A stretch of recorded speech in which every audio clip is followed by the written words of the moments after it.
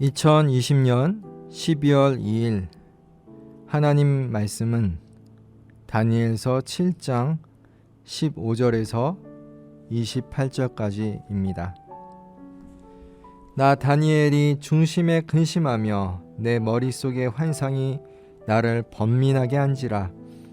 내가 그 곁에 모셔 선 자들 중 하나에게 나아가서 이 모든 일의 진상을 물으매 그가 내게 말하여 그 일의 해석을 알려주며 이르되, 그 내 큰 짐승은 세상에 일어날 내 왕이라. 지극히 높으신 이의 성도들이 나라를 얻으리니 그 누림이 영원하고 영원하고 영원하리라. 이에 내가 넷째 짐승에 관하여 확실히 알고자 하였으니 곧 그것은 모든 짐승과 달라서 심히 무섭더라.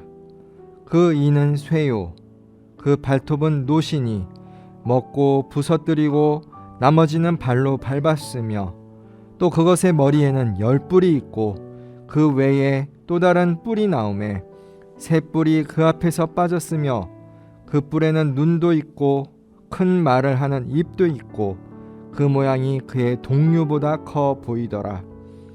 내가 본즉 이 뿔이 성도들과 더불어 싸워 그들에게 이겼더니 옛적부터 항상 계신 이가 와서 지극히 높으신 이의 성도들을 위하여 원한을 풀어주셨고 때가 이름에 성도들이 나라를 얻었더라.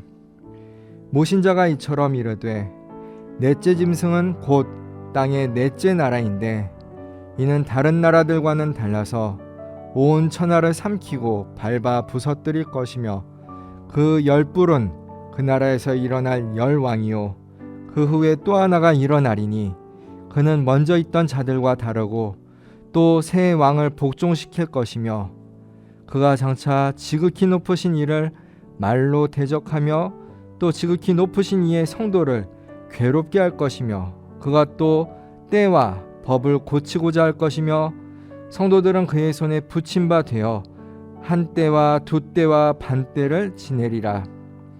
그러나 심판이 시작되면 그는 권세를 빼앗기고 완전히 멸망할 것이요 나라와 권세와 온 천하 나라들의 위세가 지극히 높으신 이의 거룩한 백성에게 붙임 바 되리니 그의 나라는 영원한 나라이라. 모든 권세 있는 자들이 다 그를 섬기며 복종하리라. 그 말이 이에 그친지라. 나 다니엘은 중심에 번민하였으며 내 얼굴빛이 변하였으나 내가 이 일을 마음에 간직하였느니라.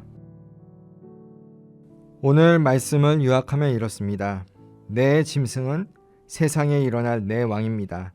그중 특히 무섭고 강한 넷째 짐승은 천하를 삼키고 부수며, 그 짐승의 머리에 달린 말하는 뿔은 하나님을 대적하고 성도를 괴롭힐 것입니다. 그러나 심판이 시작되면 그는 완전히 멸망하고 하늘 아래 모든 나라와 권세가 거룩한 백성에게 복종할 것입니다. 오늘 본문은 다니엘서 7장 후반부로 앞선 전반부와 연결되는 다니엘이 꿈을 꾼 내용입니다. 다니엘서 7장 1절부터 14절까지의 내용은 다니엘이 꾼 꿈 내용과 관련이 된다면, 오늘 본문 말씀은 그 꿈에 대한 해석이라고 할 수 있습니다. 사실 성경 말씀 중 난해하고 해석하기 힘든 부분 중 하나가 이런 꿈과 환상과 관련된 내용인 것 같습니다. 이것을 어떤 관점에 따라 해석하는가에 따라서 정통 기독교 신앙이 되기도 하고 이단 비슷한 것이 되기도 합니다. 흥미롭게도 이단들은 이런 성경 말씀들을 좋아합니다. 조금 좋아하는 것이 아니라 그들은 이런 난해한 본문들을 무척이나 매우 좋아합니다. 왜냐하면 이런 난해한 본문들은 다양한 관점에 따라 해석이 난무하기 때문에 이단들은 자신들의 입맛에 맞게 해석할 수 있고, 그 결과 사람들을 쉽게 미혹할 수 있기 때문입니다.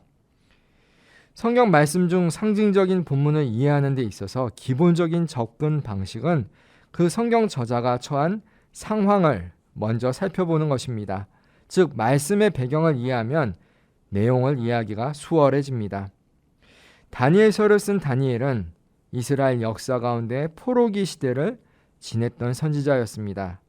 포로기라는 말에서 알 수 있듯이 비록 다니엘이 이방 나라에서 높은 고위 관직을 맡고 활동했다 할지라도 상당 부분은 자유로울 수가 없었습니다.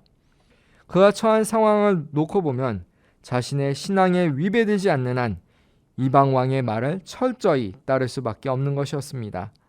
그런 상황 가운데 하나님의 말씀을 받아 후대에 전해야 하는 사명을 받았다면 하나님께서 그에게 직접적으로 말씀하시기보다는 꿈이나 환상으로 말씀하시는 것이 더 나은 방법이 될 수 있습니다. 왜냐하면 직접적이고 구체적인 말씀은 다니엘이 처한 형편뿐 아니라 더 나아가 포로기 시대의 이스라엘 백성들에게도 자칫 위협이 될 수 있기 때문입니다. 우리나라에서 일제강점기 때 독립운동을 하신 분들 중에서는 암호를 만들어서 사용했던 분들이 있습니다. 암호를 왜 사용합니까? 일본 군들에게 들키지 않고 작전을 수행하기 위해서입니다. 묵시문학, 선지서에서 나오는 꿈과 환상은 이런 역사적이고 시대적인 배경으로 인해 난해할 수밖에 없는 요소가 분명히 있습니다. 예수님도 당시 제자들과 사람들에게 하나님 나라의 비밀을 설명하실 때 많은 부분을 비유로 설명하셨습니다. 그러면서 덧붙인 말씀이 귀 있는 자들은 들을지어다 라는 말씀이었습니다. 이 말씀은 알아서 잘 이해하라 라는 뜻입니다. 비유가 가진 성격은 무엇입니까?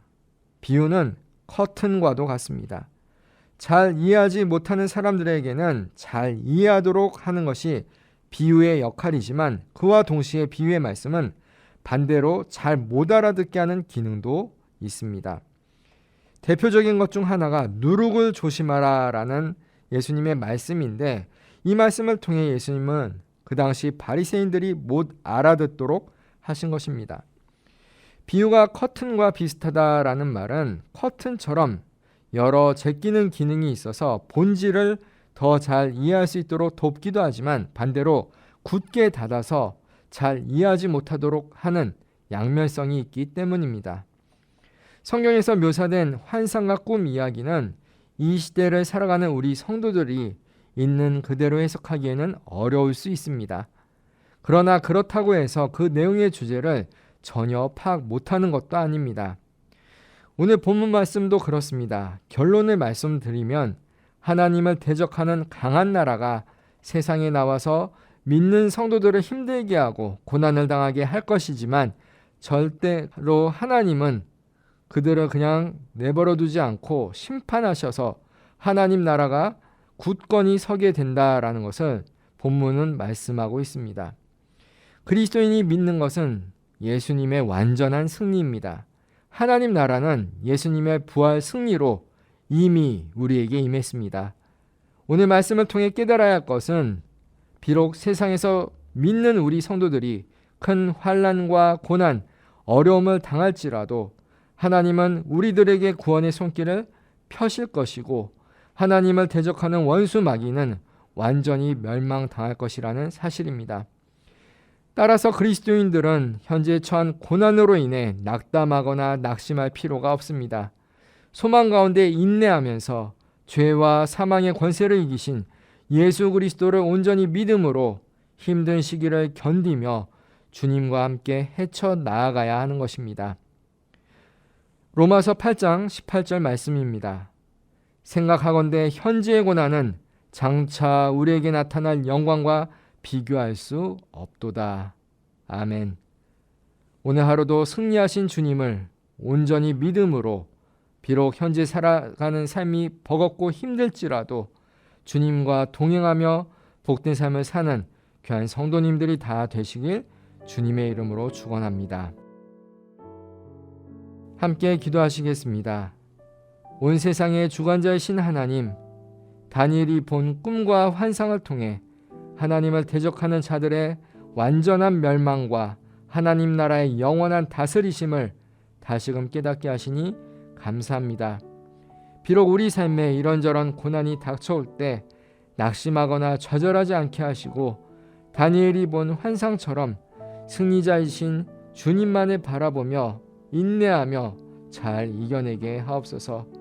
현재 코로나19로 인해 많은 고통을 당하고 있습니다. 오직 주님의 긍휼과 자비하심만을 구합니다. 이 힘든 시기에 우리와 함께 하시고 굳센 믿음 주시어 이겨내게 하옵소서. 주님의 십자가만을 붙들고 나아가는 우리 성도들에게 은혜를 내려 주옵소서. 죄와 사망 권세를 이기신 승리하신 예수 그리스도의 이름으로 기도합니다. 아멘.